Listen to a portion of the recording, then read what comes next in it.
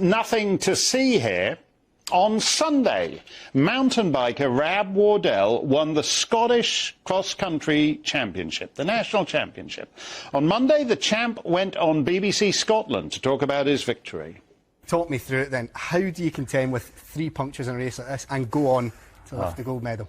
Unfortunately, I'm probably a little bit too well practiced in managing punctures, but no, it was to be honest, it was a bit of a disaster. But no, just have to keep on trucking and keep racing. And I guess still felt confident that I'd be able to catch the leaders and win. So yeah, just give it my best shot.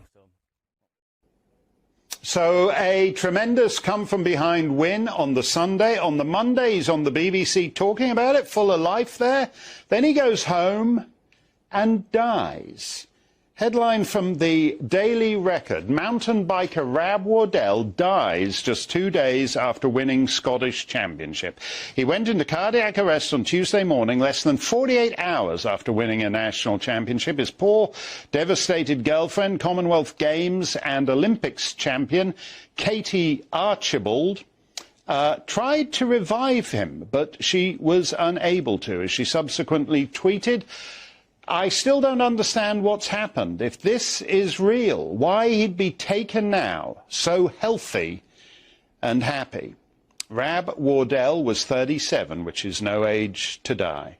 Nothing to see here in cycling and nothing to see here in rugby. From the Huddersfield Daily Examiner, tributes to Halifax rugby player Ben Ben, who has died suddenly, aged 30. Ben Ben from Siddle died suddenly on Monday, leaving his family and friends completely shocked.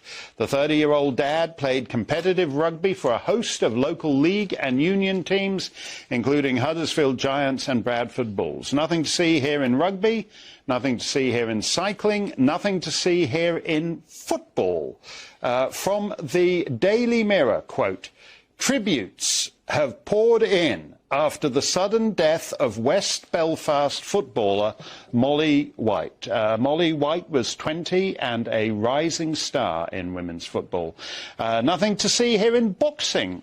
Also from the Belfast Telegraph, a young boxer who passed away suddenly had an infectious smile and kind-hearted nature, his West Belfast club said. St Michael's Boxing Club led tributes to 19-year-old Dominic Oscar after his death last Thursday. Nothing to see here in cycling, rugby, football, boxing, 37 years old, 30 years old, 20 years old, 19.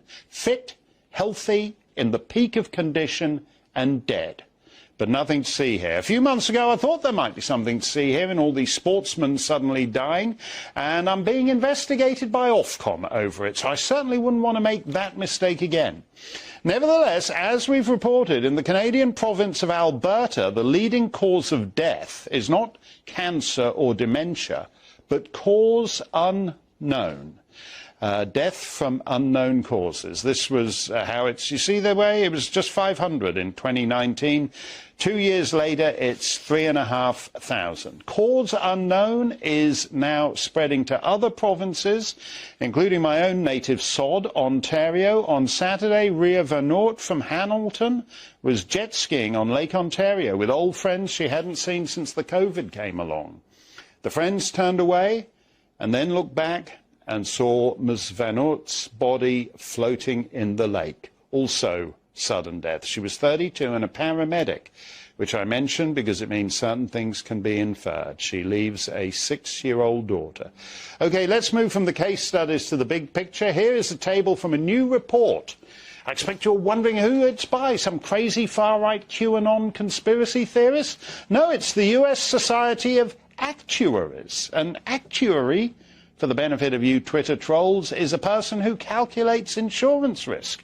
And if you don't do that accurately, you wind up paying out a lot more money than you ever intended to. So let's look at table 5.7 from the Society of Actuaries, showing excess deaths in America broken down by age. Focus on that red bit. We'll come to that in a minute. At the left-hand side of the table from 2020, the spring and summer of COVID, it's not good. You can see excess deaths of 15 and 16%.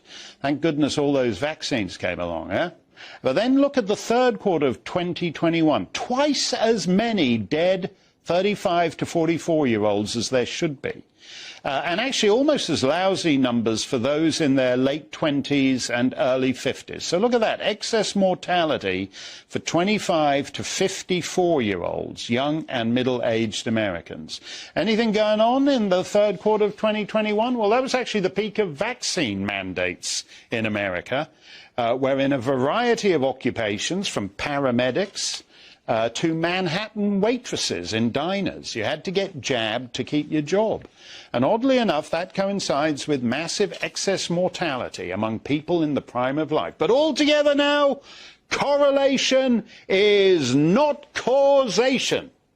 That's the dispositive line there. Okay, we've seen a similar picture in the European Union. Here's the latest report from Eurostat. They're keeping it simple here. The pale yellow is for countries with the lowest excess deaths. So that's like Hungary, where deaths are actually down 0.3%. Slovakia, deaths are down 1.9%. Bulgaria, 7.9%. So Bulgaria's got the opposite problem from most places. It's got excess life. You'll scan the Bulgar papers in vain for sudden death from cause unknown, whereas that dark maroon there, those are the worst countries with excess mortality over 15%. Estonia, 16.2%. Spain, 16.7%.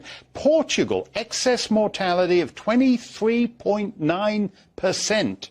More dead bodies than usual. Tell you what, just for fun, boys and girls, let's also take a look at vaccination rates in Europe. This is the rundown of countries. So look at that. The least vaccinated country in Europe is Bulgaria, and they also have the least excess mortality. And the most vaccinated country in Europe is Malta, which isn't included in the excess mortality stats.